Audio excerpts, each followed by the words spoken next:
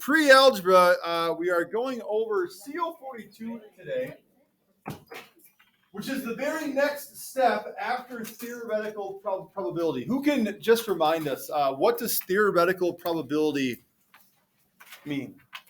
What is it? Peyton. What should happen based on mathematical calculations. Right. It's what should happen based on mathematical calculations, right? Theoretically, you only start to fill in these sections here. Theoretically, when you flipped your coin 50 times, you should have gotten 25 heads and 25 tails, right? Did you? No. So write in your actual results from the heads and the tails here.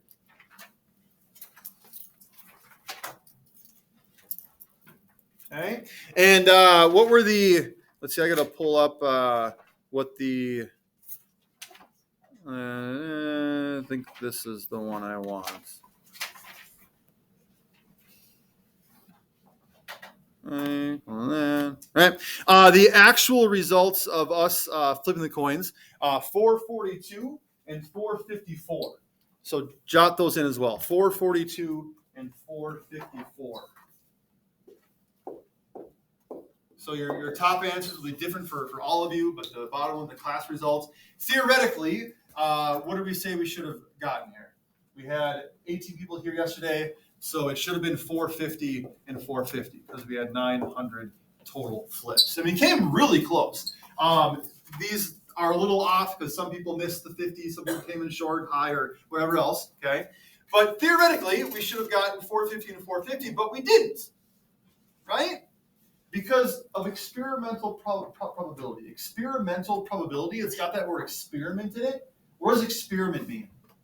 When you do a science experiment, what are you doing? Like testing something. You're testing something, okay? So experimental probability is what actually happens.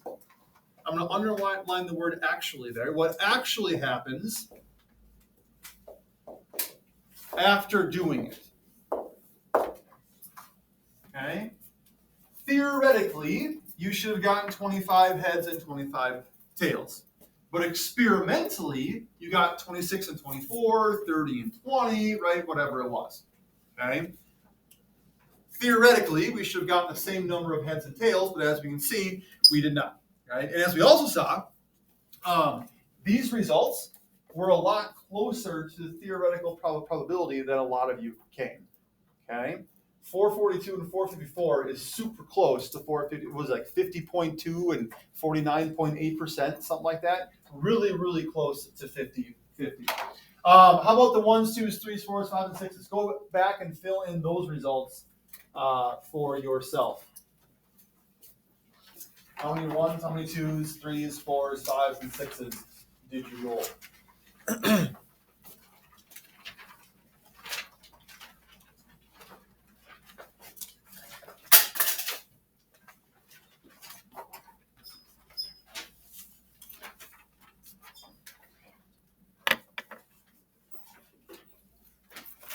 And again,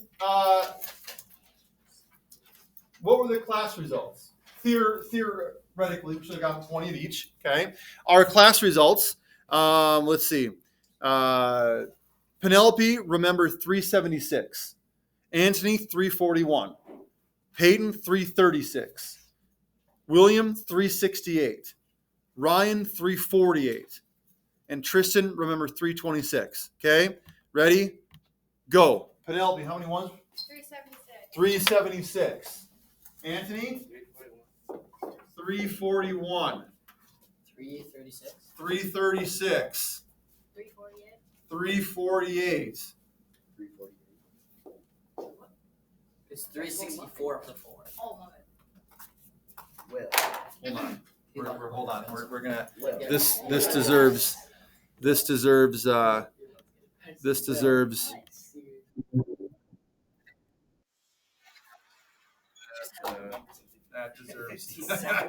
368, 348. 326. 326. Okay. And theoretically, there should have been how many total flips did we have here? We'll round that down to about 2,000. And 2,000 divided by 120. 2,000 divided by 6. There should have been about 333. Okay, 333 for each. And as you can see, these numbers, a lot of them are really close to 333. 326 is only 7 away. 336 is only 3 over. 341 is 8 away, right? Whereas when we did it individually, some of you got like 7 threes. Okay, 7's really far away from 20, right? Your individual results were much further away from the theoretical probability results than the class. And that brings us to the law of large numbers, which is why the casino is always going to win. The law of large numbers says the more an event is tested, the closer the results get to the theoretical probability. Okay? The more an event is tested, the closer the results get to the theoretical probability.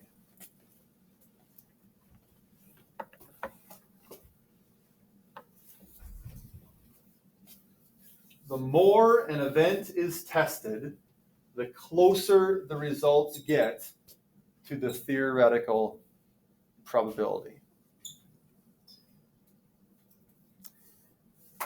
Now, Anthony, thank you for volunteering to share your story with us, your testimony here. The end of class yesterday came up and said that I was wrong. The casinos do not always win because you figured out a system for roulette, right? Now, if you're unfamiliar with how roulette works, basically you've got this board with all these different squares on it, and there's a giant wheel that spins, and whatever number the ball lands in, that's the winning number. But you can bet on things like this column, so if it lands in 3, 6, 9, 12, 15, 18, 21, all of that, you can bet in this column, you would win. This column, you would win. You can bet red or black, you can bet odd or even, you can split it in half, 1 to 18, 19 and 36. You can bet it in sections of 12, right? 1 through 12, 13 to 24, 25 through 36, or you can bet an individual number. And you win different amounts based on the likelihood of it landing on what you bet it, right? If you bet even or odd, how many of these options are even and how many of these options are odd? Well, half and half, right? So you'd win even money, meaning if you bet $1 on even and it lands on even, you'd get $1 back. Okay. And Anthony, if you could share what was your strategy that you were talking about? So if you bet on a section, it multiplies your money by 3 times. So if you bet on 2 sections at a time, so you still make profit. Okay, so what Anthony's saying, and by 2 sections, you're talking about the 1 through 12. Yeah. Right, okay. So Anthony's saying that if you bet on this section here, a number 1 through 12, when you say you get 3 times, what do you mean? Like if you bet $1, if you bet $1, how much would you win? $3. No. Well, you have a total of 3, but you'd win 2, right? You'd get the dollar that you bet back plus another 2. Is how it works. Oh. But no, you don't lose your money though. No, you get the dollar that you bet back plus an additional 2. So totally you have 3. You won 2, but because you get your original bet back, you've got a total of 3. Yeah. Okay? Right? So what Anthony was saying, that if you bet on 2 of those 3 sections, then you're going to come out ahead. Okay? Let's dive into that a little bit further. All right? Let's say that you bet $1 on 1 through 12 and $1 on 13 through 24. Okay, so you have $2 bet. If it lands on a number that is 1 through 12, how much do you win?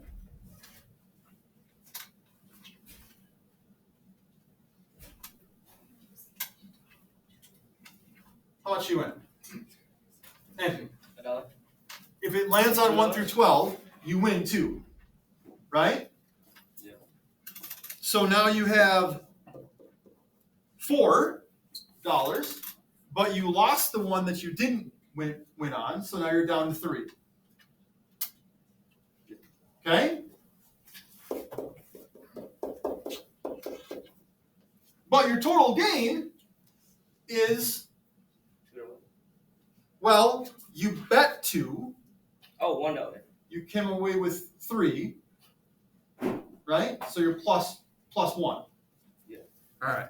So the net gain, if you bet on 1 through 12 and win, is your $1 ahead, right? The same thing happens if you bet 13 through 24, right? You'll win here, plus 2, but then you lose 1 because you also had 1 there, so you're $1 ahead here as well. Okay? So as long as it lands in one of these 2 sections, you come out ahead. But then what happens if it lands in this 3rd section here? You lose how much? $2. $2. So if it lands in here, you gain $1. If it lands in here, you gain $1. If it lands in here, you're back at 0. Right? So you think, oh, well then at worst I'll just break even. You know, if I'm back at 0, I really didn't lose any money. I didn't gain any money. I'm back at 0. I just had fun. Okay? But it also has these 2 options up on top here, which are green because they're not part of this playing board here. They are options on the wheel, but they're not part of the playing board here. So if it lands on 0, what happens? You still lose $2. You lose $2. What happens if it lands on 00? Lose $2. $2. So really, there are 38 options for the marble to land on. The numbers 1 through 36 and 0 or 00. So if you play 38 times, theoretically, what should happen? As far as what will the marble land on? If you play 38 times, theoretically, the marble should land on each number once, right?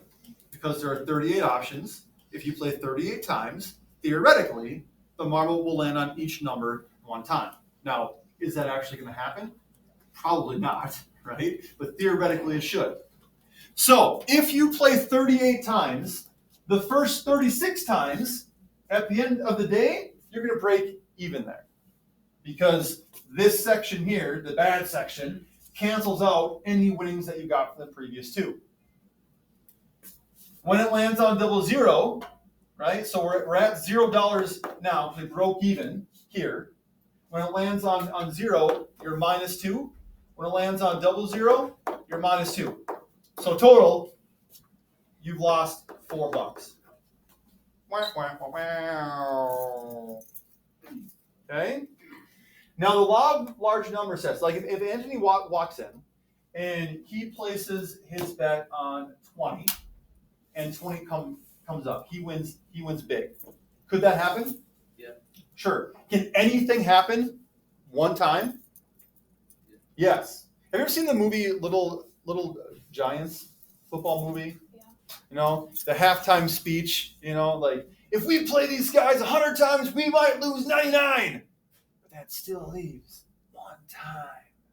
And they go out and win, right? Because it's a 1, anyway. It's very emotional. But the law of large numbers says that, you know, how many spins does a casino have of the roulette table in a day? A lot, right? Hundreds, thousands, because they're open 24/7. It doesn't take long to spin. There's a lot of spins that happen. So even though in 1 spin, anything can happen, over the course of thousands, hundreds of thousands, millions of spins, it's going to get closer and closer and closer to the theoretical probability, which means that every number will come up the same number of times. Okay? If you take 38 spins, is it likely that they'll all come up once? Probably not. If you take 38 million spins, Is it likely that they're all going to come up about 1,000,000 times? Yes, it is. Just like we saw with the dice and we saw with flipping the coin. The more we did it, the closer it got that theoretical probability. So, what's my point, Anthony? You play this over a long period of time, you are going to lose. Mathematically, you are guaranteed to lose the more that you play a mathematically based game. So, don't do it. What if I do?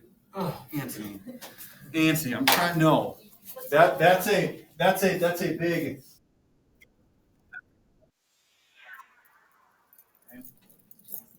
Law of large What about numbers.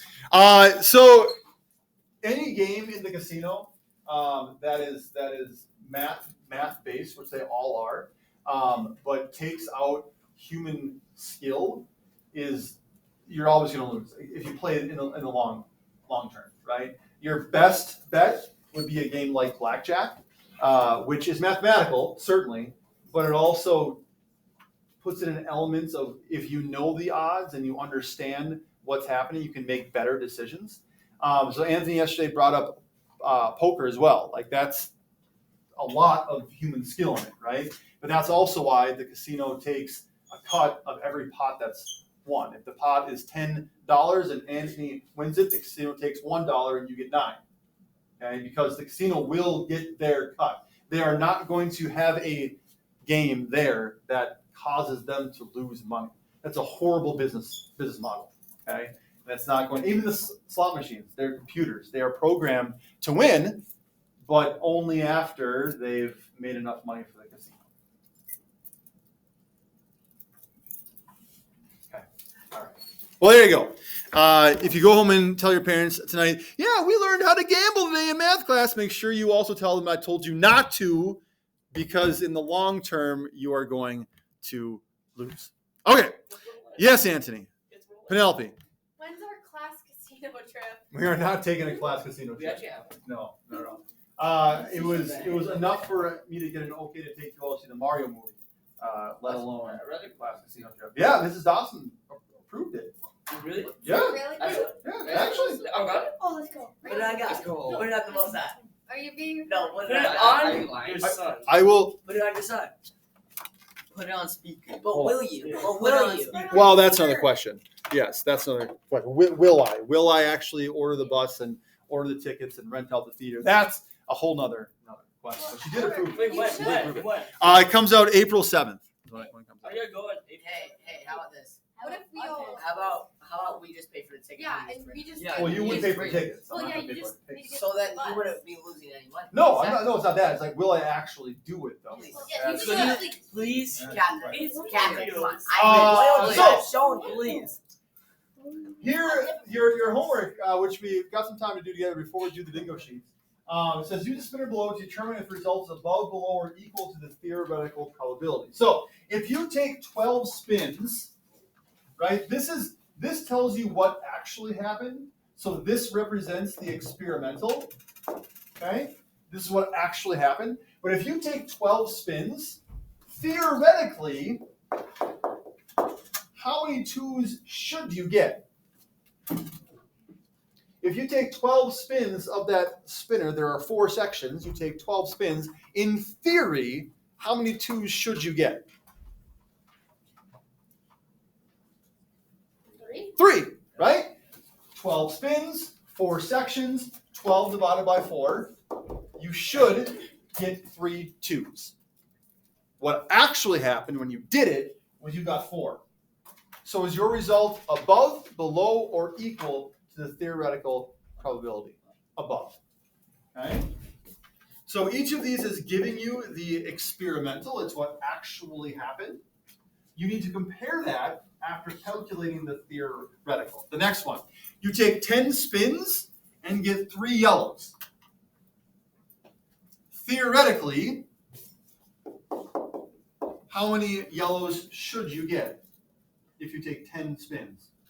5, because 2 of them are yellow, half of them. So half the time, you should get a yellow. You got 3. Is that above, below, or equal to the theoretical probability? How many yellows should you have gotten?